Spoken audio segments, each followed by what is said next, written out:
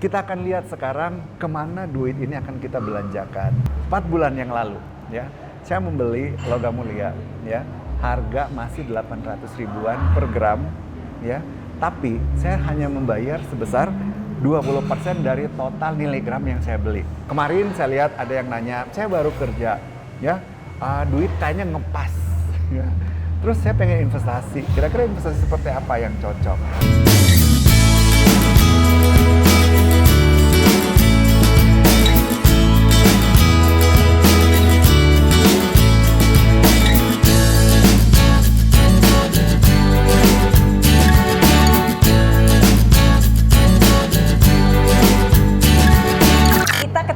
Sama Frankie.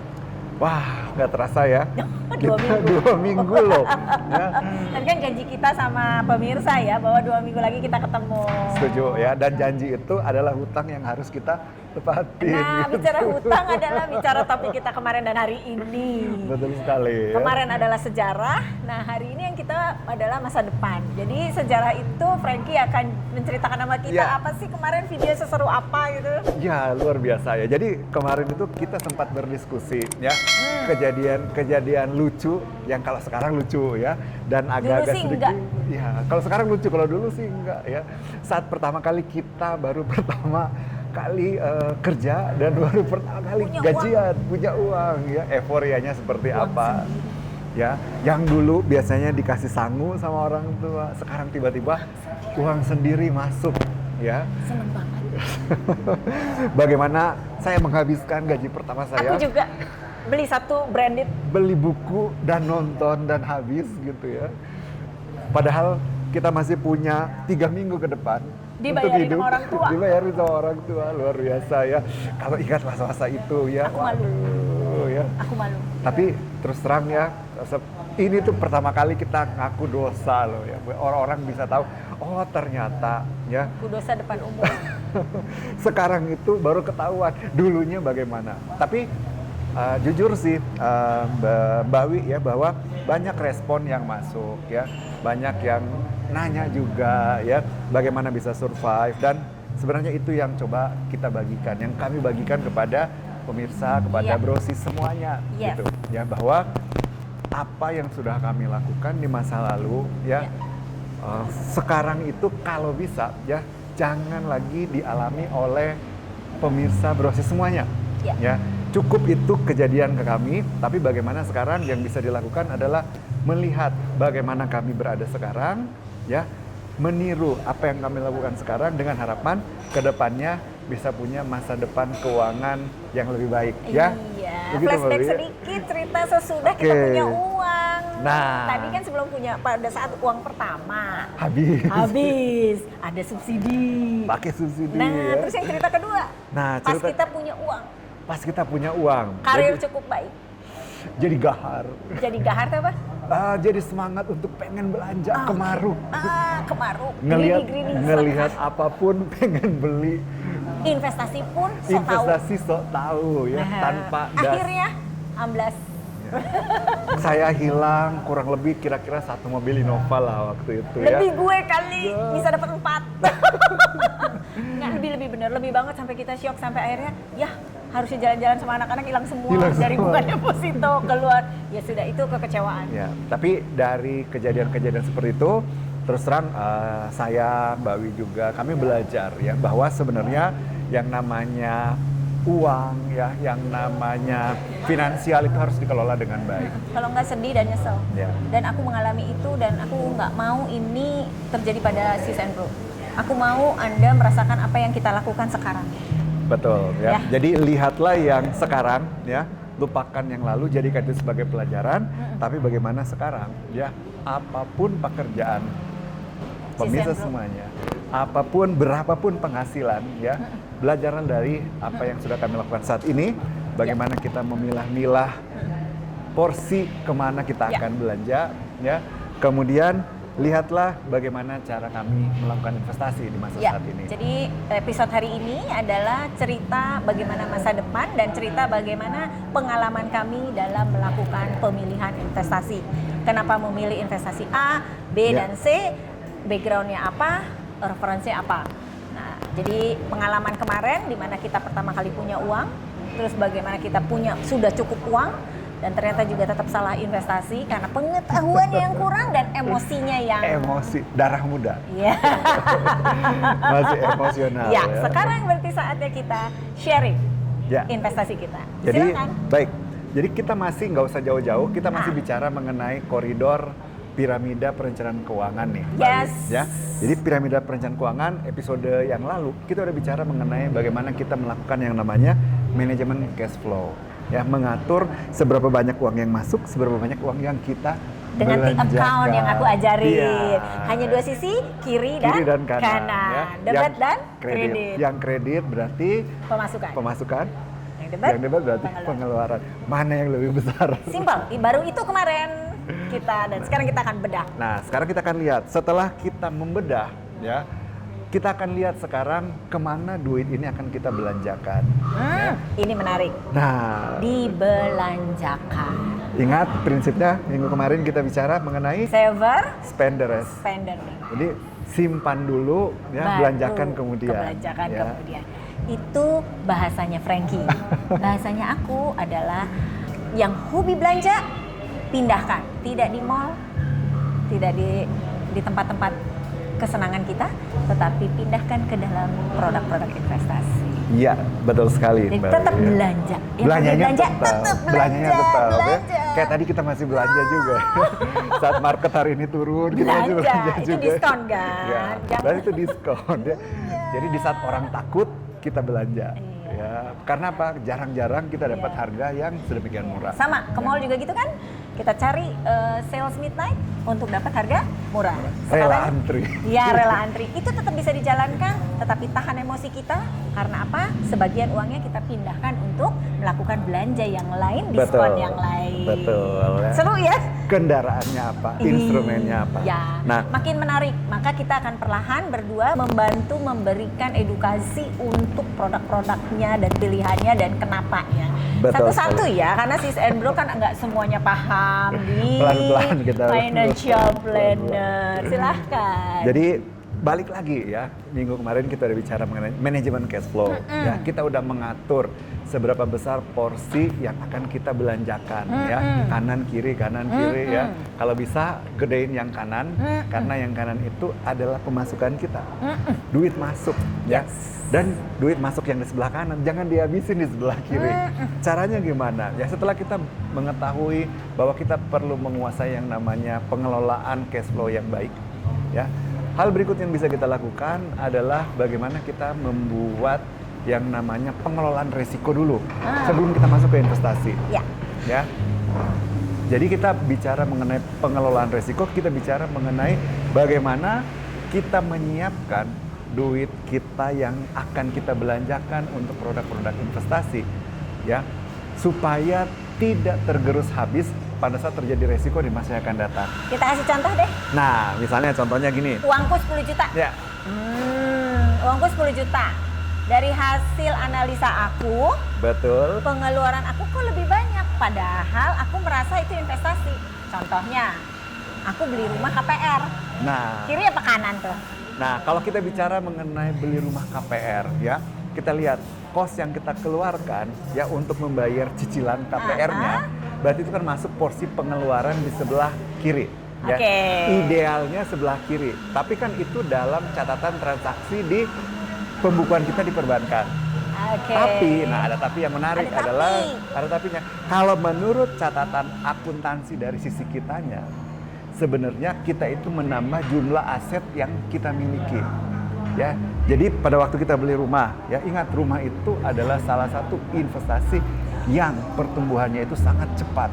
Ya, karena kita tahu bersama jumlah tingkat pertambahan penduduk kita itu sangat tinggi, sementara tanah, ya, bangunan dan sebagainya itu kan terbatas. Ya. Tidak bertambah. Tidak bertambah. Bukan terbatas, tidak bertambah. Tidak bertambah. Jadi Lebih tepatnya tidak bertambah ya. jumlah penduduknya bertambah, tapi tanahnya itu tetap. Bahkan berkurang karena tergerus erosi. Betul ya. Jadi otomatis akan mendongkrak harga menjadi lebih cepat. Itu satu contoh KPR. Ya. Jadi KPR lebih mudah, silakan Anda lakukan atau tidak itu adalah pilihannya. Betul. Yang kedua, ya.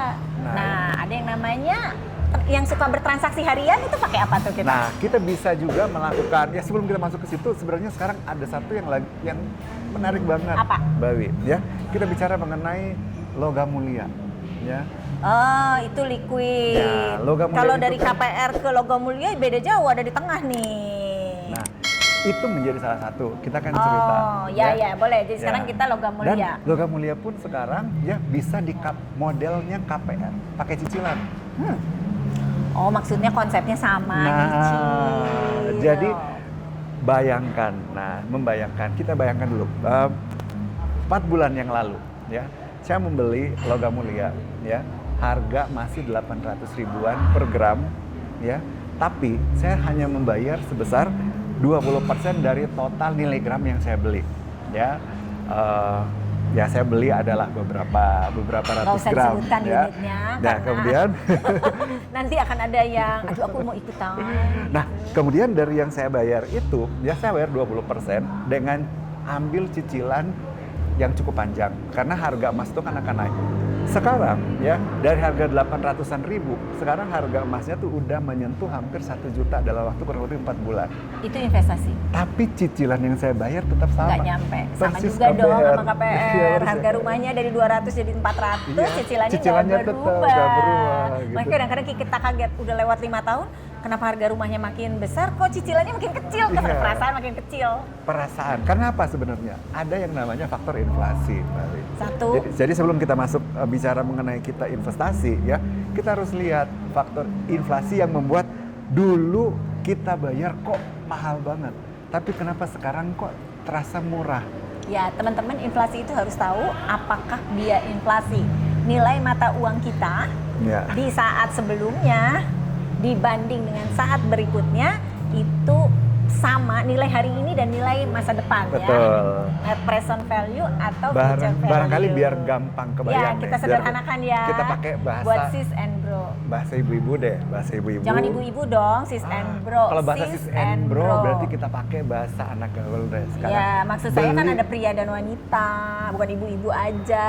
Barangkali ada yang menyaksikan ini yang sekarang itu adalah anak kos atau bapak kos, Mbak Wi. Yang punya kos, Bukan. bapak kos. Yang kerja tapi ngekos. Oh, bukan bapak. Ya, jadi kita harus samain terus persepsinya agar nggak salah. Ya, Ya. sis and bro. Demikian kita cara bicaranya sehingga agar sis and bro juga jangan terperosok di episode kita punya uang karena Tapi salah bingung dalam dong. memahami Iya. jadi terperosok ya. Oke, Ya, lanjut.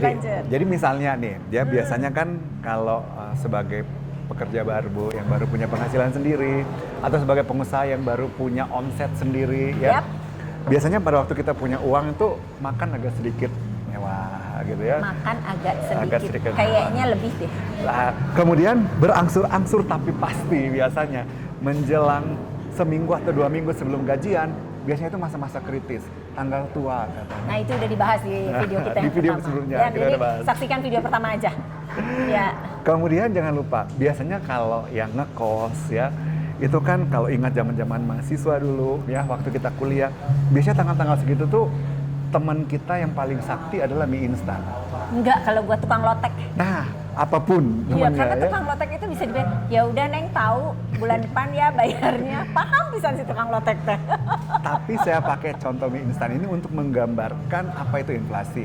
Iya. Oke. Jadi, Kalau di aku namanya lotek, di dia Iya. mie instan. Kita beda makanan. ya biasa beda kuliahnya juga. Beda kuliahnya enggak. Gua Jadi- suka sayur ya. Terus Jadi pada waktu sekarang ya kita lihat harga mie instan itu kan kurang lebih 2.500. kapan?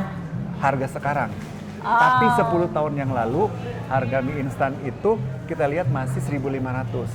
Ya, berarti mungkin waktu kita kuliah 10 tahun yang lalu, 300 perak. ya kita masih lihat harga itu masih 1.000, bahkan Wah, belum di nyampe 300 1.000. perak tuh di kapan kecil? Itu tahun berapa, Mbak Bi? Kita lupa. Kita belum tahu harganya sih. Oh, iya. Tapi pernah harga di bawah 1.000 loh. Saya pernah ingat harga 300 waktu saya zaman kuliah awal tahun 90-an. Harga. Tapi itu memberikan gambaran kepada kita bahwa Nilai duit uang. kita, nilai uang kita itu tergerus oleh yang namanya inflasi. Ya. Dulu kita beli zaman Ya. saya kuliah harga mie instan itu 300 perak, ya. Ya ketahuan umurnya ya jadi.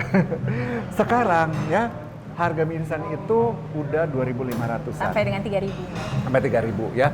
Artinya seperti yang dibilang oleh Mbak Wi tadi, bahwa nilai uang kita sama. 100.000 rupiah itu gambarnya masih sama, Soekarno dan Hatta. Ya, tapi 20 tahun yang lalu gambar Soekarno-Hatta itu bisa beli 30 bungkus mie instan. Kalau sekarang dengan nilai yang sama ya, maka jumlah yang kita dapatkan itu makin sedikit. Kalau ya. bahasa sederhana anakku, Ya, kalau dulu satu troli besar, sekarang trolinya nyusut. dia SD kelas 6, kok duitnya sama mah, tapi yang dibeli makin dikit. Makin dikit. Nah, trolinya makin kecil. Betul ya. Itulah jahatnya inflasi, Ya. teman-teman. Ya, bro and sis semuanya ya. Jadi kalau kita nggak pernah berinvestasi, ya maka Balapan. duit kita itu akan balapan habis dengan yang namanya inflasi. Ya. Nanti kita akan coba lihat bagaimana kita pakai hitung-hitungan duit kita kalau hanya disimpan Di di salah tabungan. satu instrumen. Di Tabungan. ya. Salah satu instrumen tabungan. Sebelum kesini tadi saya mampir ke bank ya karena ada beberapa urusan yang harus diselesaikan dan saya kaget, Mbak Wi. Saya kaget kenapa? Karena saya lihat di papan suku bunga di bank Di alma mater. Bukan. Saya udah jarang ke situ. Saya udah jarang ke situ. Ya, aku member of alma mater. Jadi saya mampir di salah satu bank, ya. Kemudian saya kaget ngelihat pelangnya punya duit 1,5 di atas 1 miliar, deposito yang diberikan itu hanya 1,5%. Ya sekarang di bawah 6% soalnya. Ya, 4%. counter rate-nya Iya, 1,5%. Gila ya. Ya. Kayak tabungan. Ya, tabungan cuma 0,5. Nggak ada malah. Itu minimal saldo berapa? Itu minimal saldo 1 miliar juga. Bayangkan. Ya, artinya apa? Dengan inflasi yang baru dirilis oleh pemerintah sepanjang tahun 2020 kemarin, inflasi kita di angka 1,68%. Berarti duit kita itu yang kita simpan di bank dalam bentuk deposito, ya kalau 1,5%, potong berubah. pajak 20%, tinggal 1,2%. Ya mirip. Ya, dari 1,2% ini dipotong inflasi 1,68. Nggak ada. Duit kita minus. Duit Minus kita turun. 0,4. Nah, Jadi turun. kurang Duit lebih kita turun. 0,5% minusnya. Jadi kita nyimpan di deposito, duitnya bukannya bertambah, tapi duitnya malah tergerus Ya. karena namanya inflasi. Nah, itu salah satunya. Jadi, jangan sampai uangnya kita merasa kita sudah menyimpan di investasi tertentu, tapi ternyata returnnya minus karena inflasi. Ya, kadang-kadang kita nggak sadar loh. Bukan nggak sadar, aku dulu nggak tahu. Pokoknya aku naruh di tabungan.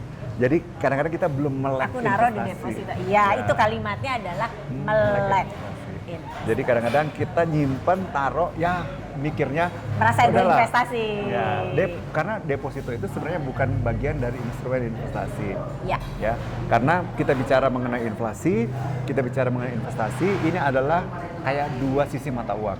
Nah, Ya. jadi kita harus bahas dulu sebelum nyampe ke investasi. Ya. Jadi tabungan itu digunakan hanya untuk kebutuhan transaksi. Betul. Jangan dianggap investasi, barang gitu kan? Kita bicara manajemen cash flow di episode Ya, sebelumnya.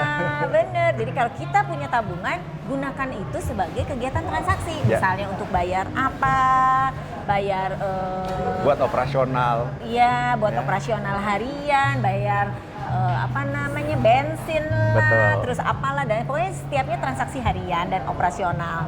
Nah, deposito mulailah sesuatu yang memang kita mau simpan Untuk jangka waktu yang untuk pendek. jangka waktu tertentu Ya, sampai dengan pendek Jangka menengah lah ya. pendek ya, kira-kira maksimal 1 tahun lah. Ya, tapi ingat juga kita harus bijak, lihat inflasi kita berapa, lihat bunga deposito berapa, jangan sampai menjadi minus gitu kan tadi Betul, kan. Nah, ya. itu yang membuat kita juga akan dikenalkan dengan investasi apa. Kalau aku pernah ikutan reksadana, hari ini masih ada, saham juga ada. Ya.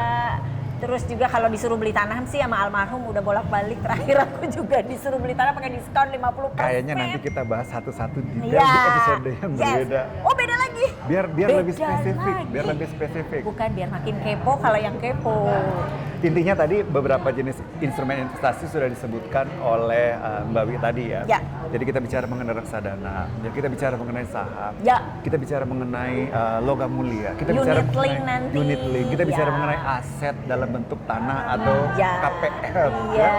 Nanti kami akan Satu-satu. coba membicarakan, membagi bagaimana kita beli semuanya ini dengan cara dicicil, Mbak. Dia sih nyuka nyicilnya. Tapi ingat, memang benar kalau kita mau mulai belajar berinvestasi, paling gampang adalah nyicil. Sama seperti kita belanja, suka banget kan Iya. cicilan Tanpa bunga. bunga, tapi ini cicilannya 48 bulan. bunganya gede. Nah, Bunganya gede. kartu kredit aja tahu kalau kita suka belanja, maka dia sampai dengan 36 bulan, sampai dengan 48, lama-lama kayak KPR deh 10 tahun. Karena kita 120 hobi bulan. banget belanja. Nah, ini pun Frankie mengarahkan kita, saya supaya kita bisa melakukan cicilan itu bahkan kayak KPR dengan cara investasi yang Ya. dibelanjakan. Tetap belanja. Tetap Jangan belanja, khawatir, tetap nyicil. tetap nyicil, Tapi tetap yang belanja. dibeli adalah Jadi nggak ada yang berubah dong sama kita. Nggak Yang ada. dibelinya doang. Yang barang yang dibeli aja yang berubah. Hasilnya Ya. beda banget. Dan hasilnya pasti akan beda. Kalau Karena apa? belanja hasilnya gini, kita sedih di masa depan. Tetapi kalau kita belanja konsumsi ya, belanja konsumsi. Tapi kalau kita belanja investasi, masa depannya kita tersenyum. Betul. Mematikannya. Betul ya. kita? Setuju ya. Paling gampang kita lihat ya 10 tahun terakhir ya. Hmm. Kita nggak usah bicara instrumen investasi yang canggih-canggih Mbak Wi. Ya. Saya suka pakai contoh mie instan aja. Tadi Ya. kan udah. Iya, jadi dari 300 jadi 2000. 300 jadi 2.500 itu udah paling simpel, paling sederhana ya. Karena semua orang pasti pernah Betul ya. Pernah mencicipi, Memasaknya. mencicipi. memasaknya. Ya, jadi pada waktu ditanya, kalau gitu saya punya, saya kan baru kerja nih misalnya. Ini kemarin saya lihat ada yang nanya, saya baru kerja, ya duit kayaknya ngepas. Ya. Terus saya pengen investasi, kira-kira investasi seperti apa yang cocok? Nah, Tapi tunggu. Ada pertanyaan tadi, saya Ya. uangnya pas-pasan. uangnya ngepas katanya. Ngepas tuh kita nggak tahu nominalnya, sebut Betul. kira-kira nominalnya berapa? Nggak dibilang, cuma dibilang Oh, ngepas. Terus? ya. Tapi kalau lihat profilnya Nggak, sih, terus. ya jadi saya pengen mulai berinvestasi. Investasi apa? Ya, apa yang cocok buat saya? Nah, kita harus tanyakan persentase daripada Betul. perilaku keuangannya dulu. Setuju. Jadi kebutuhan sehariannya berapa persen? Sisa uangnya berapa persen? Kita jangan ngomong rupiah tapi persentase aja. Balik lagi ke manajemen cash flow. Iya, Ya, kita yang lihat debit kredit. manajemen cash flow-nya itu adalah porsinya itu berapa persen yang nanti akan kita investasikan. Ya. Nah, berarti kita ngasih saran bahwa kalau kita memang suka belanja dengan konsumsi, itu dipindahkan, kita rela dan teganya berapa persen dipindahin. Betul. Ya, jadi relanya sampai akhirnya kita rela semua. Artinya ya udah puasa lah, kalau orang lain pakai baju baru, ya gue enggak gitu. Itu kekuatannya sampai sekuat apa. Tetapi yang paling penting adalah kerelaan kita dalam memindahkan dana untuk belanja di investasi ya. Mengurangi sedikit kenyamanan kita saat ini. Sedikit kenyamanan ya itu ya. Itu sedikit kenyamanan. Jadi itu kenyamanan yang harus kita kurangi ya. Betul. Gampang nggak ya? Ngopi, contoh paling gampang ya. Kalau setiap hari kita ngopi, Nggak gampang sih, gue dimaki-maki sih sama ayah saya. Suruh makan menir. makan menir ya. itu salah satu anchoring buat aku, dimana kalau you mau beli tanah makan menir, nyicil sama aku Ya. gitu. Jadi aku makan menir, berhemat, menabung untuk tidak makan di luar. Karena kalau bawa Tupperware, hematnya banyak banget. Betul ya. Yang suka ngopi di kafe ya. Kalau memang mau ke kafe nggak Bawa apa-apa. kopi aja pakai tumbler. Kalau kopi, refilan. Nggak refilan, sekarang bisa bikin sendiri. Hmm. Jadi nyangrai sendiri, terus kemudian kita bikin V60 gitu. Udah di bawah. Oh, jadi bawah nih. Yang penting suasananya, tempatnya tetap ngafe. Gitu. Di kantin. Atau Tapi nggak itu di beberapa meja cara makan. kita untuk mengurangi sedikit kenyamanan kita supaya Iya, apa? iya, iya. Kita bisa menyisihkan dana kita untuk kita belanja produk-produk investasi. Aku kok nggak pas dengan mengurangi kenyamanan.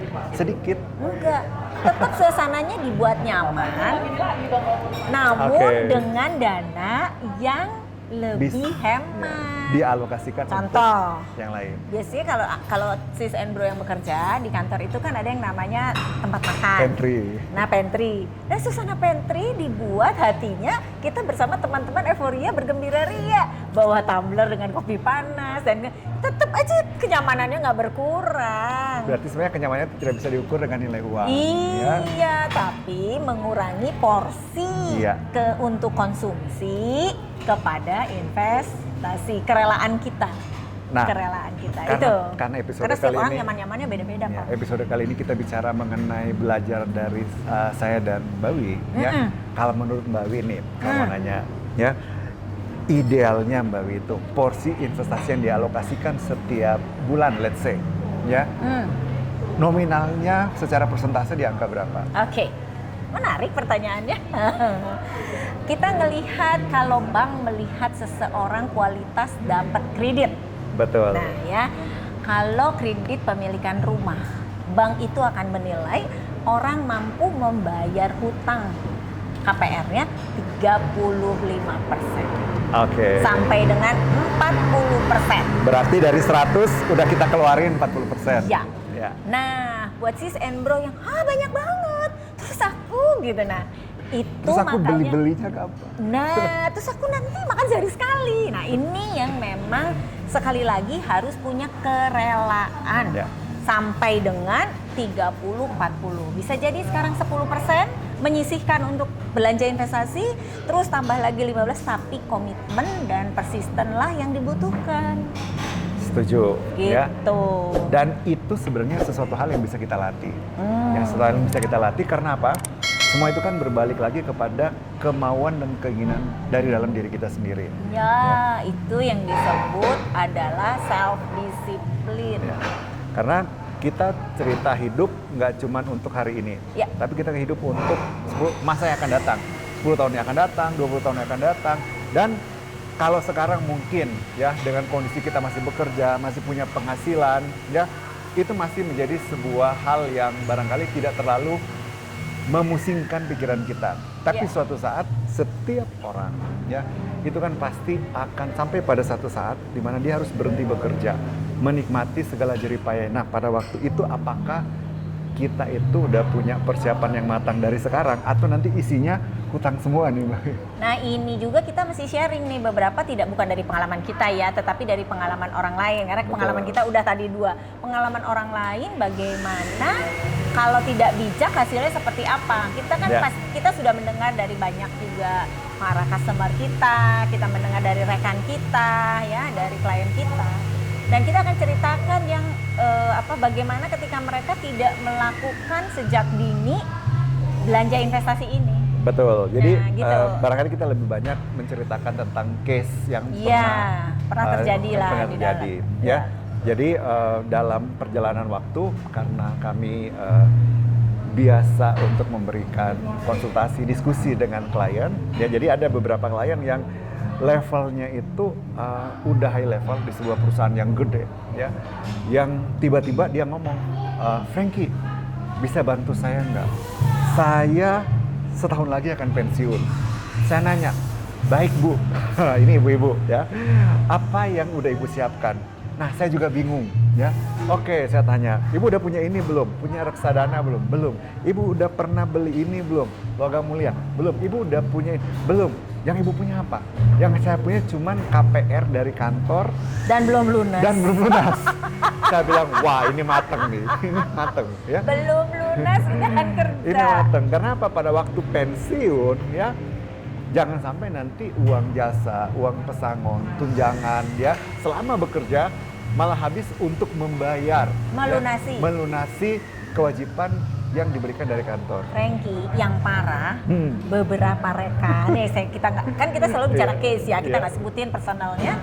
Ternyata uang yang harus menutupi KPR-nya Lebih besar. dilakukan untuk belajar berbisnis yang dia tidak paham bisnisnya. Betul. Dan akhirnya nggak nyampe setahun, Habis duitnya. KPR yang nggak lunas. Bisnisnya berhenti di tengah jalan, kemudian mau mengharap ke siapa? Kalau mungkin awal Sudah tidak bekerja lagi. Kalau mungkin pada awal bekerja, kita ingat ya di episode sebelumnya kami cerita masih ada orang tua yang mensubsidi, ya. Yang repot Sekarang? adalah pada waktu klien seperti ini atau mungkin bro and sis mengalami situasi yang sama dan harus berada dalam kondisi sandwich generation, ya. Harus menanggung keluarga, harus menanggung orang tua. Kemudian duit segitu-segitunya dipakai buat bisnis yang kita nggak mengerti, nggak harus punya hati-hati. investasi. Waduh, itu benar-benar sebuah hal yang menurut kami pribadi, ya itu sangat-sangat disayangkan gitu. Ya, jadi ini situasi sih sebenarnya nggak menakutkan. Kalau kita memang mau aware dari awal, ya peduli dari awal, sehingga apa yang diceritakan Frankie itu tidak menakutkan. Jadi kita mampu berbagi kepada orang tua, kita mampu membiayai hidup kita, keluarga kita. ya, kita mampu tetap mensejahterakan keluarga kecil kita. Nah itu persentase lah yang harus Dimainkannya di situ. Ya. dan itu harus disiplin. Betul ya. Barangkali kalau yang belum mulai mencoba, bisa mulai dengan katakanlah 10%, 15%. Itu angka yang mungkin nggak terlalu besar.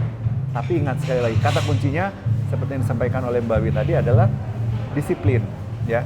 Pada saat kita disiplin, setiap bulan menyisihkan 10%, 15% dari penghasilan yang kita dapatkan, percaya ya, begitu kita lihat angkanya setahun kemudian, 2 tahun kemudian, kayaknya kita akan terpancing, kita akan merasa kayak dirangsang untuk menambah jumlah porsi investasi yang kita miliki. Karena apa? Angkanya tuh udah lumayan gede. Yang menjadi pertanyaan adalah instrumennya apa, Mbak Wi? Tadi kan Frankie ngomong mengenai cicilan, karena kebiasaan orang-orang muda hobinya nyicil. Kalau bisa nyicil kenapa harus cash ya? Kalau enggak, masalahnya kan penghasilannya 10 juta, belinya 100 juta. Nggak mungkin kan, jadi Betul. salah satunya nyicil. Nah behavior orang-orang muda ini, atau terutama orang-orang yang baru mendapatkan penghasilan sendiri, baik itu dari bekerja atau bisnis sendiri, ini menjadi salah satu tools yang membantu Frankie. Benar. Ya kan? Nah jadi instrumennya apa, tapi kita bisa sikapi dengan cicilan. Jadi 10% itu menarik juga kalau kita udah sisihkan ya. Betul, sampai akhirnya kita mampu 40%. Seperti halnya kita nyicil KPR. Di masa yang lalu aku. Jadi Iya. banyak hal sebenarnya, banyak instrumen sebenarnya yang bisa kita cicil saat ini. Ya, kita bisa mulai dari pasar modal kita. Paling gampang sekarang ini kan banyak institusi yang mulai menggerakkan kegiatan yang namanya Mari Nabung Saham. Ya, mari nabung saham. Rp100.000 setiap bulan dan kita bisa lihat. Ya, itu banyak sekali tuh. Banyak kita sekali bisa lihat para. gampangnya adalah 10 tahun yang lalu ya, tahun 2020 indeks saham kita itu di angka 2000-an. Hari ini udah 6.000 ya. Artinya udah naik 300%. Ya, itu paling simpel ya. Kita juga bisa nyicil logam mulia yang tadi kita cerita. Iya, ya. logam mulia. Logam mulia. Kita ya. juga bisa beli saham sendiri. Kita bisa beli saham sendiri. Kalau juga. kita sudah pandai menganalisa saham. Kalau belum pandai kita nyicil aja. Jangan deh. Kita nyicil. Nanti itu high risk, high return. Betul, ya. Investasi itu pertama adalah ada yang high risk, high return. Yang kedua adalah low risk, low return. Nah, mari kita simak mulainya dari yang low risk, low return sampai kepada high risk, high return. Yuk kita bedah dari awal naik, sampai ya, naik. Kalau tadi kita udah contoh-contoh kita naik. Kalau bicara investasi low risk, low return, kita sebenarnya bisa mulai dari investasi yang paling sederhana dengan menggunakan reksadana. Nah, reksadana. Ya, apa itu reksadana? Episode lain aja. Kita bahas dulu ya. Kita akan bahas kita kupas instrumen dulu nanti. sekarang. Jadi ya. kita bisa lihat dari instrumen. Reksadana. Reksadana apa? Reksadana pasar uang. Ya, Itu instrumen yang paling gampang. Paling sederhana karena isinya di dalamnya adalah deposito. Ya. Low risk kan? Ya. Low risk. Tapi kita belinya bisa di bank, bisa di aset manajemen, atau bisa di sekuritas yang dan sekarang banyak banget yang jualan reksadana pasar uang. Bahkan nggak cuma di bank, di bahkan di platform ya, marketplace juga banyak ya. Gitu. Kita bisa melatih untuk beli reksadana Ya. pasar uang dari situ. Ya kan? Mulailah kenali dan pelajari itu di semua Betul, ya. sosial media Anda dan semua searching yang Anda akan lakukan. Supaya apa? Supaya 10%-nya tidak sia-sia. Betul. Nanti kita bahas ini di episode yang akan datang, kupas tuntas tentang reksadana. Ya, kupas tuntas tentang reksadana, instrumen investasi lewat reksadana. Ya. Tapi nanti reksadana dulu, terus kemudian Terus yang kedua saham, kita bisa terus lihat kemudian mulai ke fixed income. logam mulia. Logam mulia. Kita bisa mulai dengan logam mulia, nyicil lagi. Sekali lagi kita nyicil ya. Kita bayar 20%, sisanya kita nyicil. Ya, jadi nggak usah nunggu kalau pengen beli logam mulia 10 gram sekarang 10 juta, gaji saya 10 juta nggak cukup. Harus langsung beli 10 juta nggak bisa makan? Daripada nggak makan, kita nyicil. Ya, itu bayar maksudnya. DP-nya, kita nyicil setiap bulan. Ya. Dan hasilnya itu akan sangat signifikan. Ya. Kemudian kita naik lagi agak sedikit beresiko, kita mulai masuk ke yang namanya reksadana saham. Ya. Ya, sama modelnya, dicicil. Ya, kalau yang belum pernah nyoba, kita bisa nyicil dikit-dikit. Nah, Ya. saham ini jangan kaget. Kita bicara Kalau reksadana tadi saham, Frankie ya. bilang dipelototin hasil investasinya, tiba-tiba investasi kita minus. Ya. Jangan takut. Kan Itu kita lagi long diskon. term. Itu lagi diskon. Ya. Ya. Artinya jangan di break. Ya. Itu yang paling penting. Kayak aku waktu break dolar. Ya. Beli 14.000 dan kemudian dijualnya di 7.000. Itu kebodohanku dan itu yang kita nggak akan bagi kepada teman-teman untuk diulangi. Jangan sampai diulangi lagi. Ha-ha. Ya. Jadi kita dengan Itu karena panas emosi ini. Sebenarnya dengan Aduh, aku kita- aku rugi. Nah, di situ. sebenarnya dengan kita membeli dengan cara mencicil, kita akan mendapatkan yang namanya rupiah cost averaging. Jadi Nah. kita akan mendapatkan harga terbaik karena apa? Kita beli di Pusing, semua kan? harga. Pusing kan? Kita nggak usah pusing Karena udah di harga average. naik, kita nggak usah pusing harga turun, tapi kita akan dapat harga terbaik yang Ya. ada di tengah-tengahnya. Hari ini kita bisa beli mahal banget. Tapi Tapi mungkin besok kita agak bisa beli. turun, besok turun banget dan kita nggak bisa lihat, tapi nanti averaging akan dilihat adalah harga Betul. terbaik. Dan hasilnya berdasarkan survei investasi 10 tahun dan 20 tahun terakhir, pembelian yang dilakukan dengan cara cost averaging, dengan dilakukan secara bertahap, dengan mencicil, itu hasilnya jauh lebih baik dibandingkan dengan kita sekali tembak. Karena kan at position. Betul. Kalau Dan itu kan positionnya in Berubah-berubah, every ya. jadi memang jadi harganya sangat baik Ya. gitu. kemudian yang paling beresiko tapi hasilnya juga paling tinggi, paling ujung nih. Tadi reksadana saham, paling ujungnya ada yang namanya saham. Beli Ya, saham beli saham sendiri, langsung. survei analisanya sendiri dan resikonya Ditanggung sendiri. Tapi untungnya dinikmatin sendiri loh. Yes. Aku tuh dana pensiun Ya. pernah menikmati sampai 40% minus, sampai berbondong-bondong dipindahin Ya. ke fixed income. Pada waktu turun malah dipindahin. Ya, nanti terus kemudian kita pindahin lagi ke saham. Ya. Gitu, pindahin lagi ke saham dan akhirnya kita dengan dalam waktu sebentar, nggak nyampe 2 tahun tuh back to 40% aja.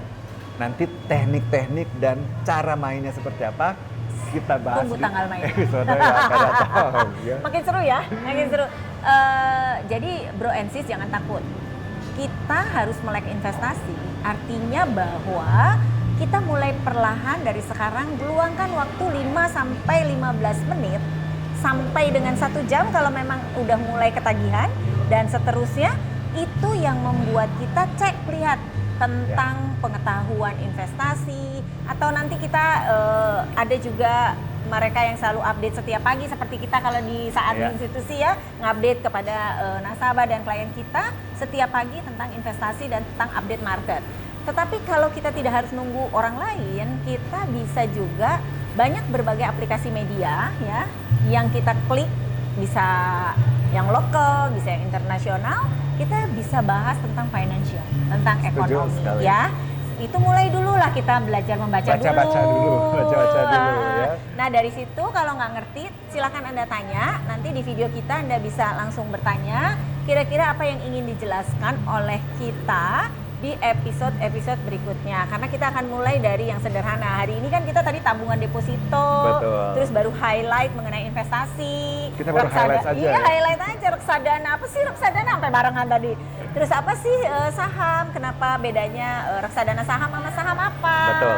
Jadi ada reksadana saham, terus ada reksadana fixed income, terus ada lagi saham. Apa sih bedanya semua? Apa resikonya? Kita tadi baru bahas hanya high risk, high return, ada investasi tapi ada low risk, low return, ya kan? Setuju sekali. Jadi ini kayaknya kita mesti tutup juga. Kita nanti lanjutin di episode berikut kali ya, 2 minggu lagi kita Boleh. ketemu lagi. Ada waktu nggak buat sis and bro? Kita atur nanti ya.